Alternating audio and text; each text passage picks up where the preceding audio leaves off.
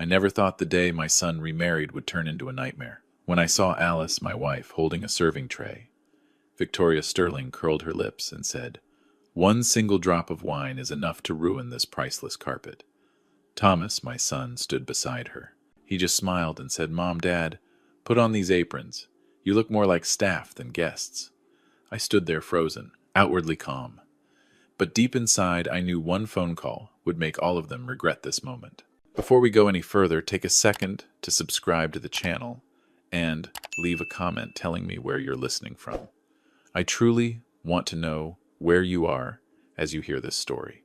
And now, let me take you back to the unexpected moment that set everything in motion today. I stood there in silence watching Alice set the tray down. She tried to hold a smile, but the pain was clear in her eyes. The space around us felt frozen. Elegant guests, women in flowing gowns, men in expensive suits, laughed and chatted freely. None of them noticed that we had been pushed aside, placed at table number 45, the table reserved for the outdoor service crew. Our table sat between shrubs near the lake. The sunset in the distance was brilliant, yet it could not reach the dignity that was being quietly stripped away. I took a slow breath, forcing myself not to show my anger. Alice lowered her head, and in that moment I knew she could no longer stay calm under Victoria Sterling's attitude. All of this, over a single drop of wine, a tiny mark on a handmade carpet. Victoria scolded Alice as if she were a servant, not a guest. My chest tightened. Thomas stood right there, my own son. He said nothing to defend her.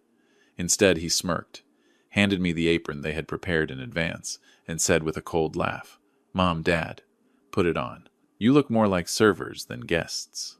Don't embarrass me in front of the Sterling family." I stared at the apron in my hands. Shame and pressure rose together. Alice quietly refused. She was too polite, too focused on keeping the peace. That was when I understood.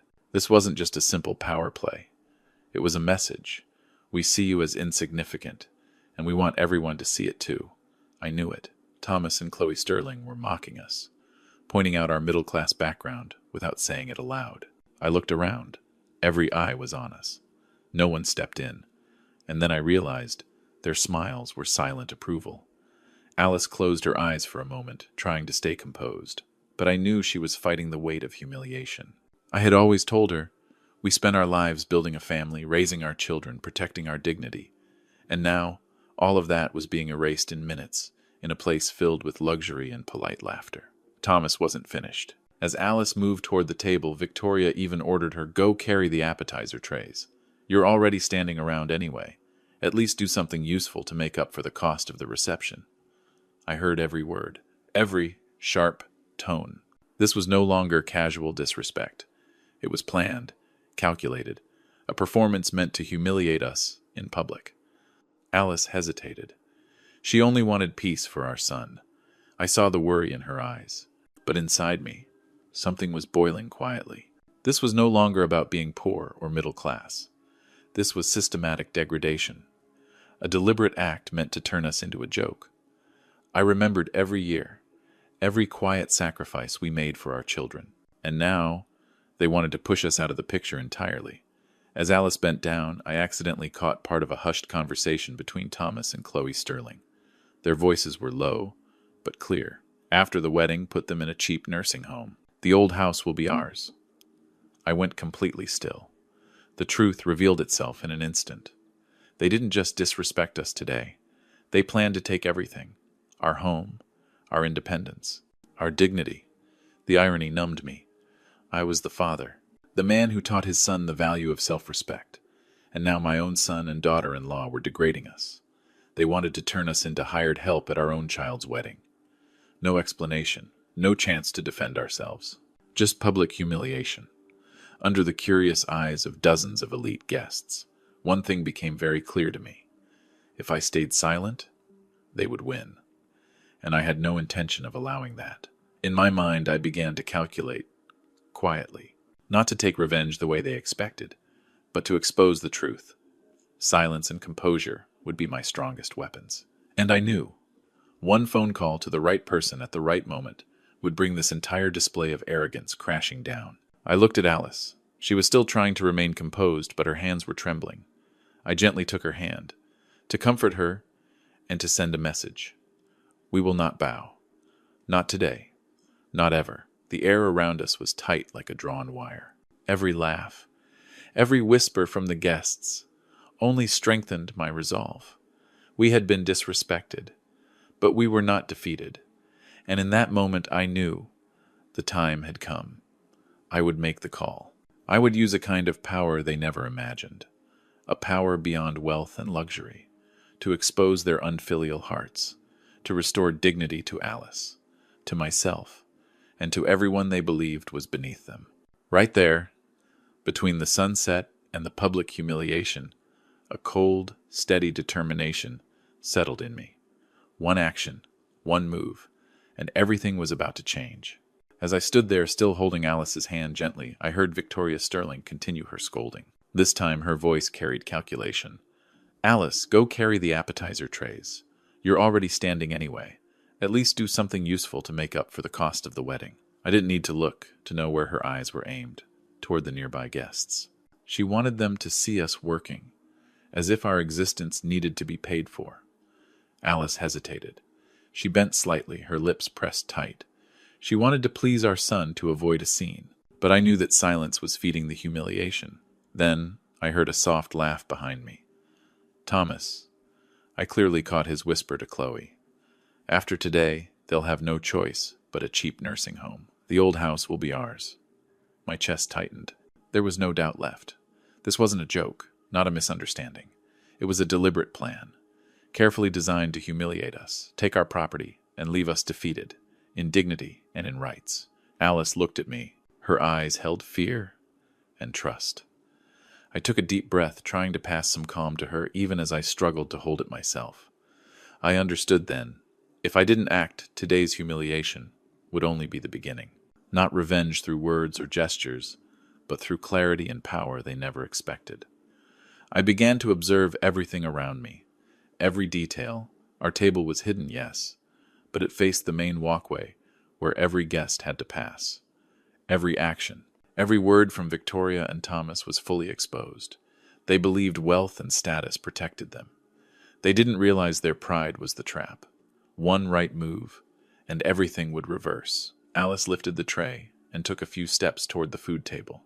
I gently placed my hand on her shoulder. "Stop." She looked at me, surprised and worried. I spoke quietly, steady.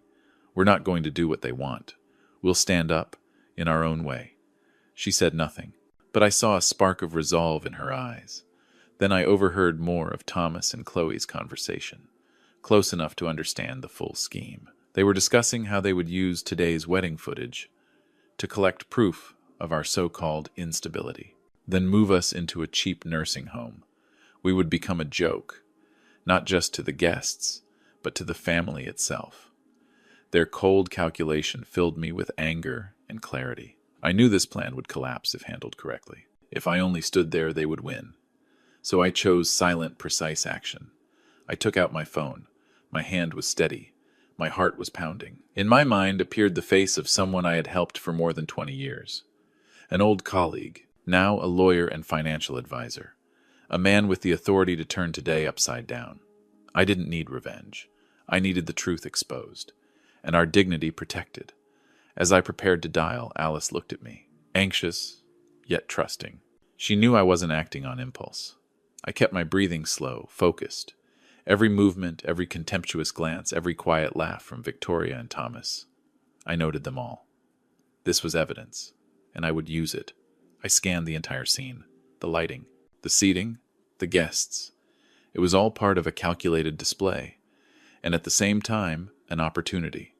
If I activated my quiet power at the right moment, our silence would become the perfect reversal. No one suspected that the calm, ordinary father they mocked held power they could never predict.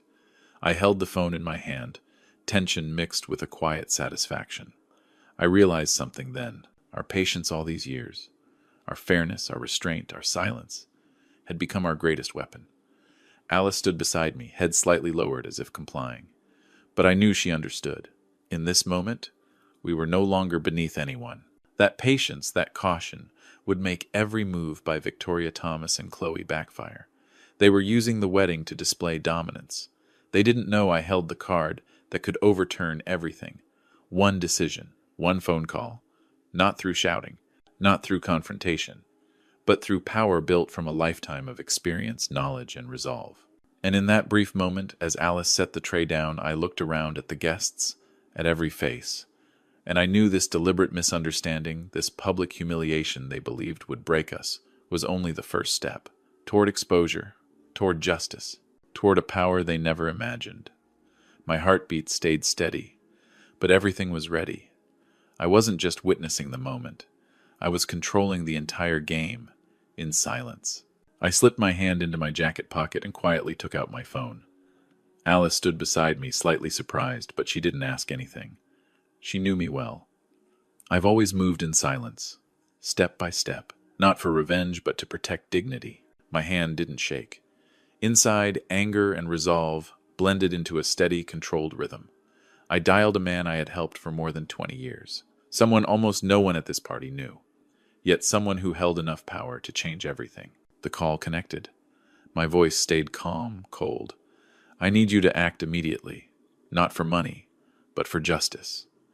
In that instant, I saw Alice's eyes brighten, a quiet relief, as if she knew I was about to restore what belonged to us, in a way no one expected. I heard his breath on the other end. Then he said, "I understand. You want all funding tied to the Hamptons estate suspended right now." "Correct," I nodded, even though he couldn't see me. My voice was slow and steady. "Exactly. And make it public. They need to see who truly holds control." That was when a truth Victoria, Chloe, and Thomas never imagined became clear, even to me. I wasn't poor, not the way they believed. I owned the core material technology patents the Sterling Corporation had been using without permission for years. I had quietly supported them through construction contracts, but they never suspected that the calm, simply dressed man standing near table number 45 was the intellectual owner behind billions of dollars. I watched them from a distance. Alice gently placed her hand on my arm, feeling my heartbeat, steady but strong. I remembered every year, every quiet contribution, everything I had done so my son could live well, so the family could stay stable. And now they tried to erase it all with public humiliation. They didn't understand one thing. Power doesn't live in carpets or expensive dresses.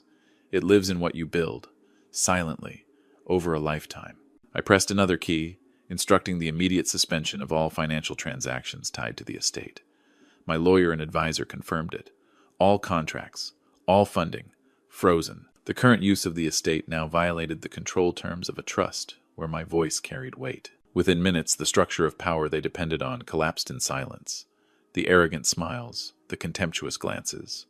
They dissolved into quiet confusion. I turned to Alice. She didn't speak, but the relief in her eyes was unmistakable. We were still standing at table number 45, between the shrubs and the sunset. But everything had changed. We were no longer beneath anyone.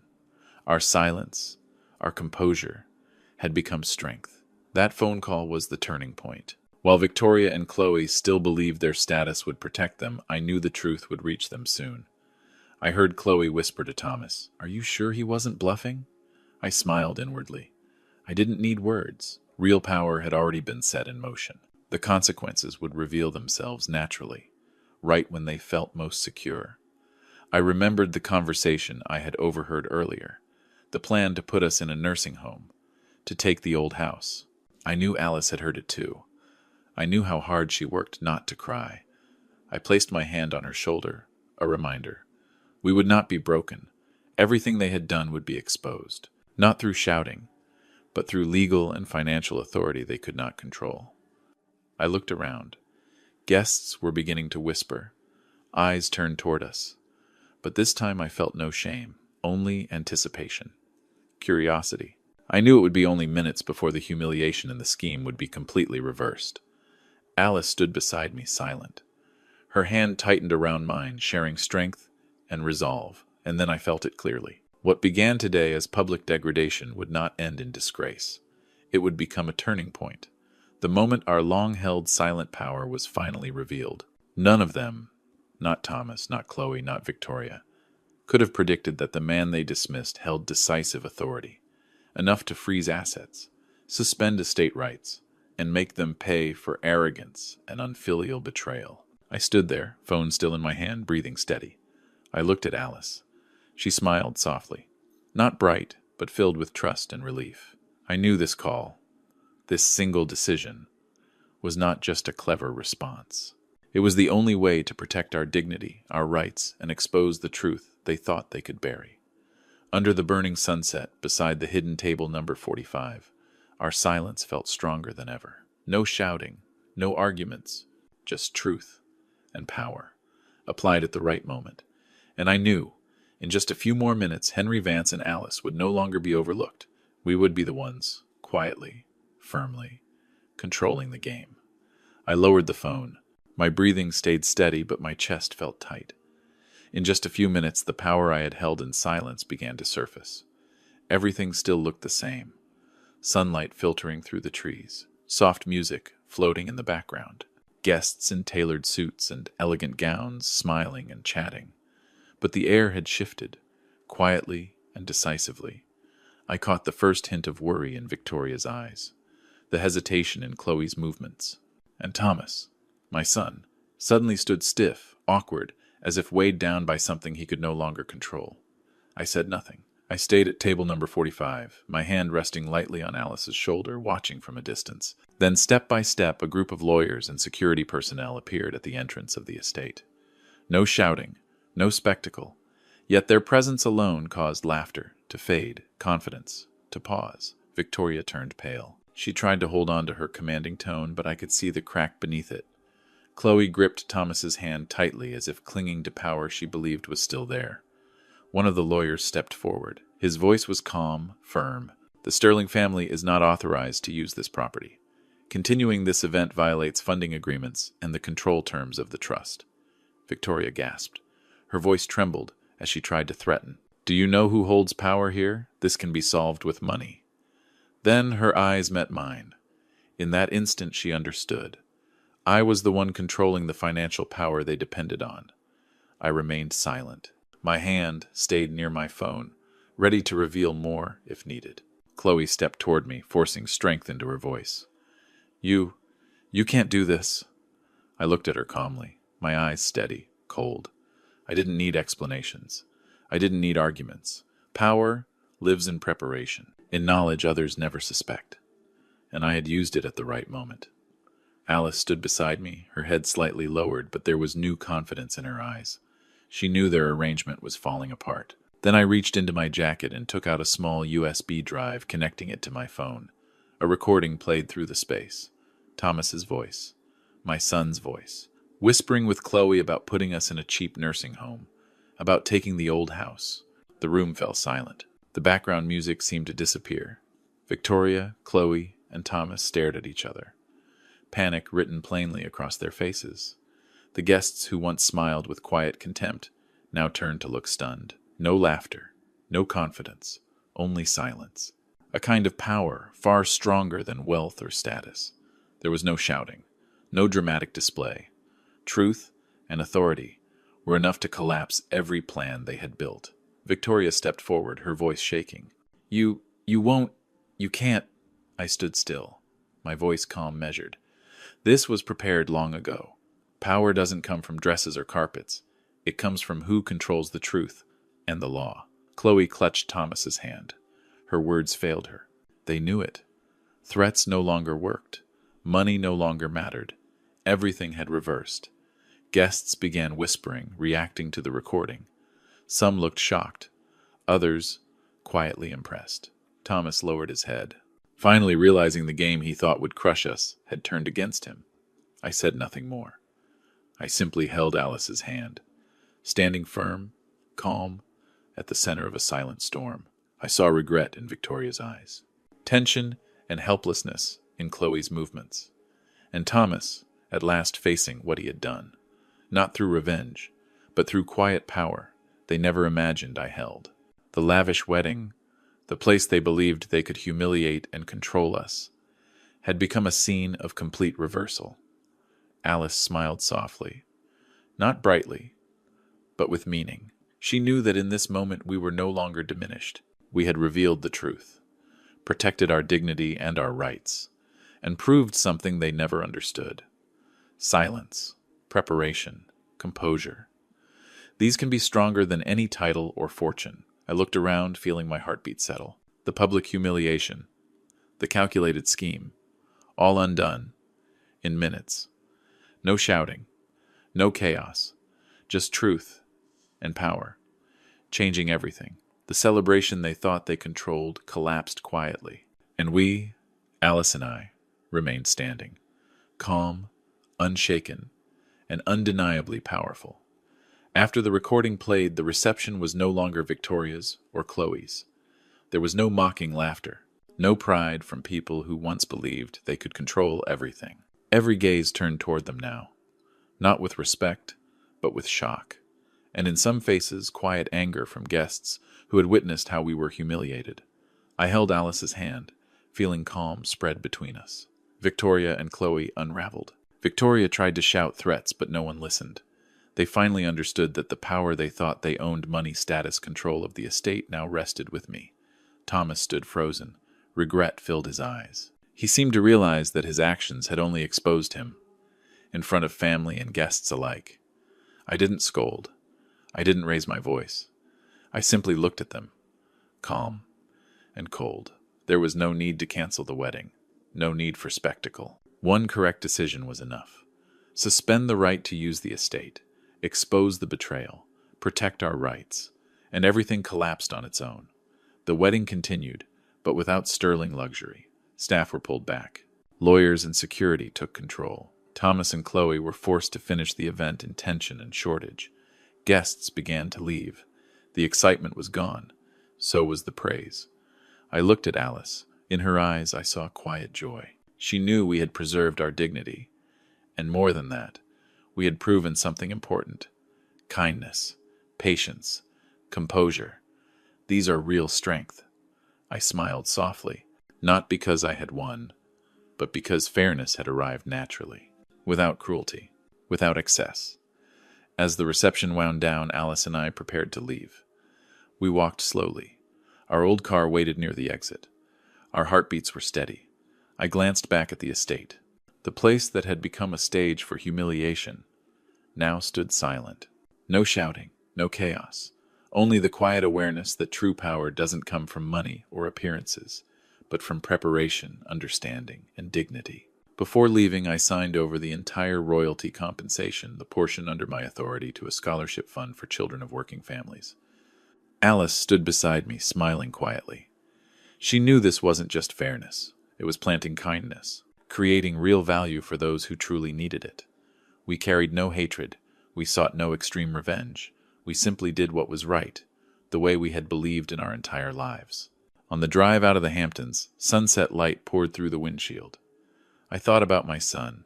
Thomas had made a serious mistake, but his regret, I hoped it would become his lesson. No punishment was needed, no yelling, just letting him face the natural consequences of arrogance and betrayal. I wanted him to learn the value of family, of dignity, of kindness.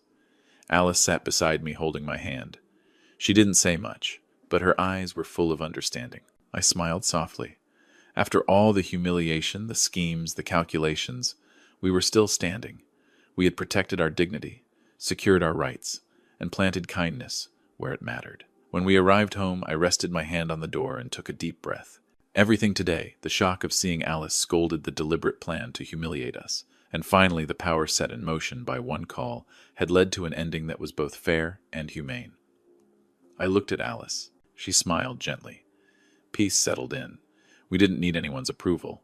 Our dignity and kindness spoke for themselves. I thought about the message I hoped my son, my daughter-in-law, and anyone hearing this story would understand. A person's value is not in the suit they wear or the family they marry into. It's in the kindness they cultivate over a lifetime.